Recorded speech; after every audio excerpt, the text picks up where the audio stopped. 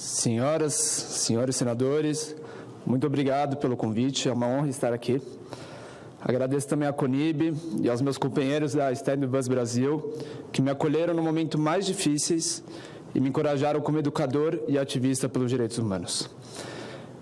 Eu confesso que eu nunca imaginei falar no Senado. Embora agradeça muito ao presidente Sérgio Moro, a verdade é que eu não gostaria de estar aqui. Não me entendam mal, minha vida era outra e eu gostava dela. Embora eu tenha decidido dar um propósito ao fato de continuar vivo, queria que não tivesse acontecido o 7 de outubro. Guerra, reféns, Hamas, nada disso.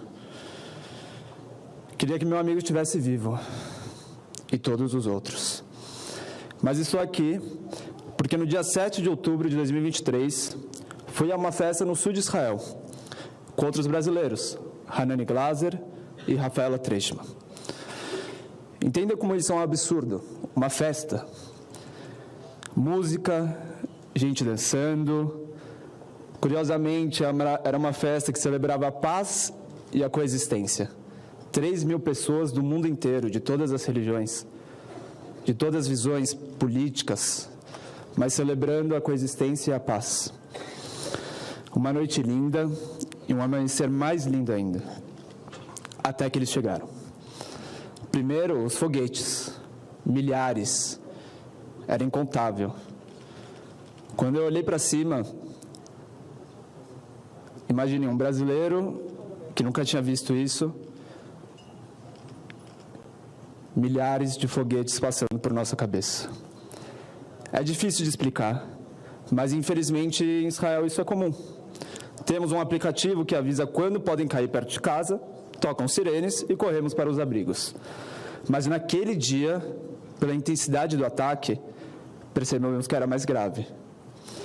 Não deu tempo nem de tocar a sirene. A festa parou. Código vermelho. Tseva Adom. Pegamos uma carona, eu, Hanani e a Rafaela, até o abrigo mais próximo, num ponto de ônibus, no meio da estrada, e que hoje essa estrada é chamada de Estrada da Morte. O que não sabíamos era que, além dos foguetes, os terroristas tinham invadido o sul de Israel. Depois que a gente saiu da festa, eles chegaram e começaram a atirar nas pessoas, matando centenas no local da festa. Quando já estávamos no abrigo, ouvimos granadas e tiros. Eu estava encostado na parede, bem ao fundo do abrigo, e a primeira coisa que os terroristas fizeram foi jogar um gás. Um gás que o objetivo era claramente nos matar asfixiados, assim como aconteceu no Holocausto. Isso eu não coloquei no meu discurso, mas eu vou falar. Quando eles jogaram gás, a primeira cena que veio na minha cabeça, naquele caos todo, foi um judeu esquelético indo para a câmara de gás. Era como se eu já tivesse vivido aquilo. Depois vieram as explosões, gritos, execuções. Tinha certeza que ia morrer. Eu tinha certeza. Inclusive, minha mãe odeia que eu fale isso, mas eu pedi para morrer várias vezes. Tentei respirar, rezei bastante. Eu costumo falar que até o ateu nessa hora virou mais religioso. Um dos jovens chegou a pegar 1 ou 2 granadas, conseguiu jogar de volta contra os terroristas, mas infelizmente eram muitas granadas e de nada adiantou. O Hanani colocou fones de ouvido na Rafaela e colocou uma música para ela ouvir, para que ela não escutasse as explosões. De uma forma genial, ele conseguiu tentar acalmar ela naquele momento. Em um ato heróico, ele tentou de alguma forma reagir. Saiu da onde a gente estava e foi em direção à entrada. Eles começaram a atirar dentro, além das granadas, gás e coquetel molotov, eles começaram a atirar lá dentro. Eu diria que era um espaço que cabiam 15 pessoas. No final tinham 40. Então imaginem como estava lá dentro. E quando eles começaram a atirar lá dentro, infelizmente, dos momentos em que eu tive coragem de abrir o olho, eu vi o Hanani ser alvejado. Eu vi meu amigo morrer na minha frente. Quero que cada pessoa nessa sala saiba que ele não é um nome numa lista, nem um número. Ele era um jovem maravilhoso, com sonhos pela frente, adorava música eletrônica, tinha um sorriso cativante. Com seus 20 e poucos anos, ele sabia 6 línguas. E que pretendia, inclusive, voltar a morar no Brasil, 2 meses depois. E apaixonado por Rafaela. Estavam apenas começando uma vida. Eles estavam há 1 mês juntos. Para vocês terem noção, a Rafaela tinha 19 anos. Foi morto por ser judeu. Assim como outros brasileiros, eu não poderia deixar de citá-los. Bruna Valeano, Michel Nizenbal e Carla Mendes. Foram assassinados a sangue frio por terroristas que entraram numa festa e nas comunidades ao redor, atirando na multidão como um videogame, ou pior, um filme de terror. Nos perseguiram e nos caçaram.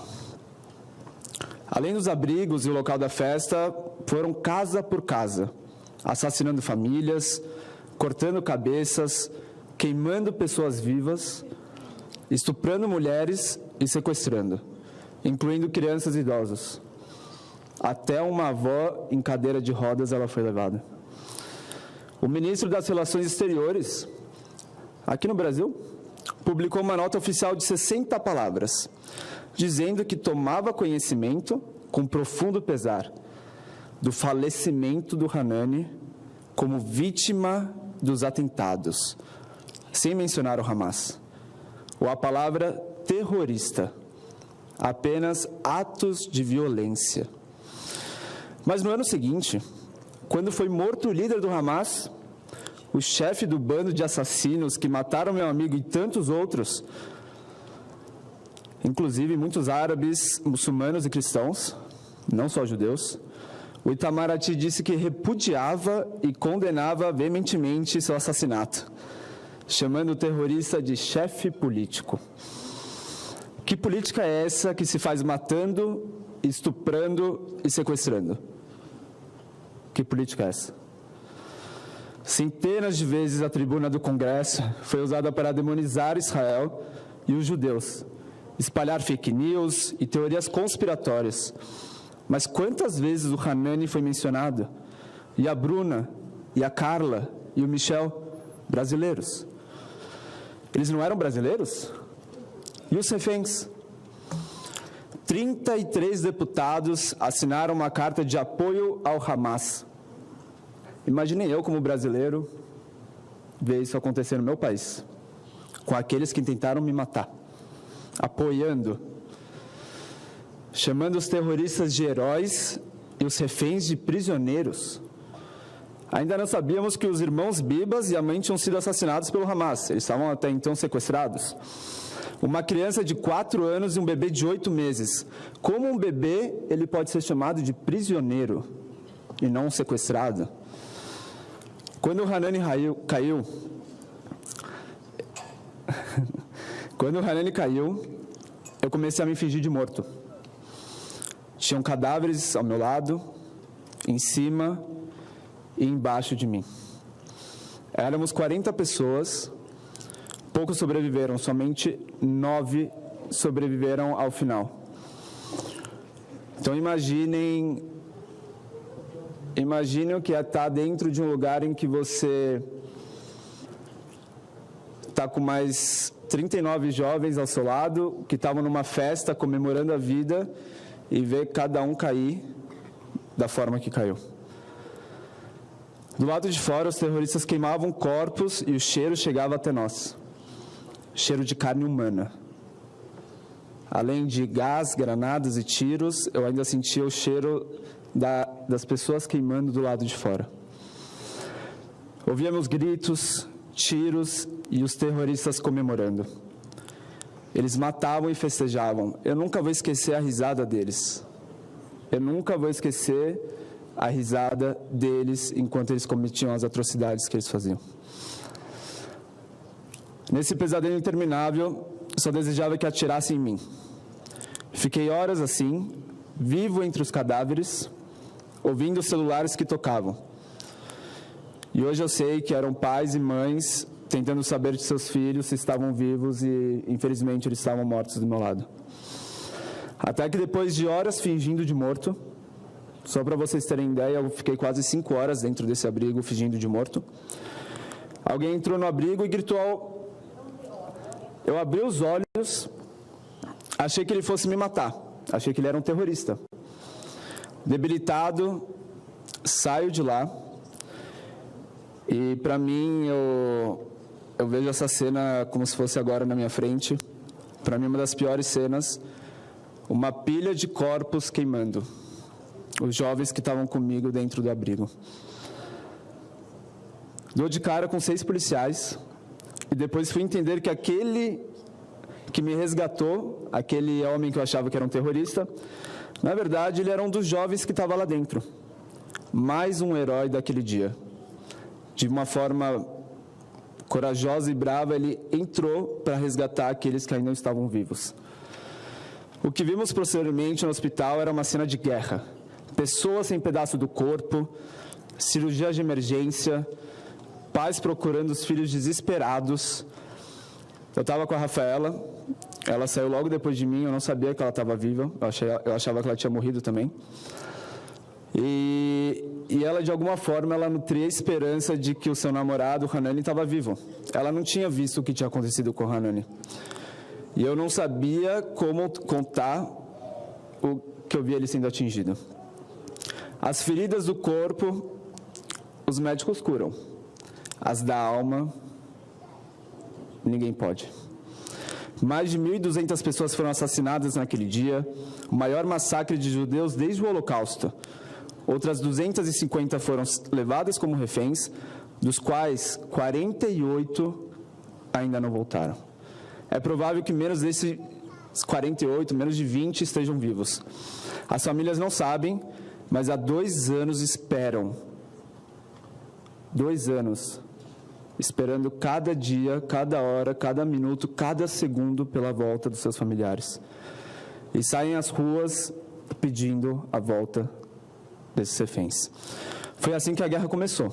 Foram eles, não os palestinos, o Hamas e seu padrinho, o Irã. Como me disse um amigo árabe muçulmano, Mohammed, em Tel Aviv, eu trabalhava com ele, se a gente estivesse junto na festa, eles também teriam me matado. O terrorismo, ele não escolhe a vítima. Não é uma causa. Não é uma causa. É terrorismo. Todos nós, árabes e judeus, queremos que a guerra acabe. Muita gente fala sobre israelenses e palestinos, mas nunca falou com nenhum dos dois. Hoje estamos esperançosos. A paz, por fim, parece possível. As guerras são horríveis e só pode banalizá-las quem nunca as viveu. O povo israelense já foi atacado muitas vezes e só quer viver em paz.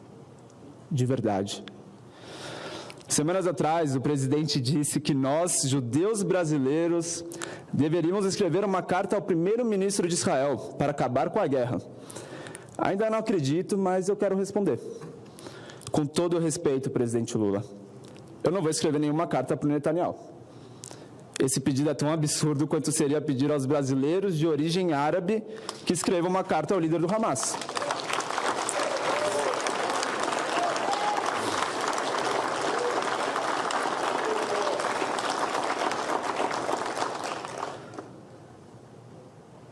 De novo, esse pedido é tão absurdo quanto seria pedir aos brasileiros de origem árabe que escrevam uma carta ao líder do Hamas para que liberte os reféns.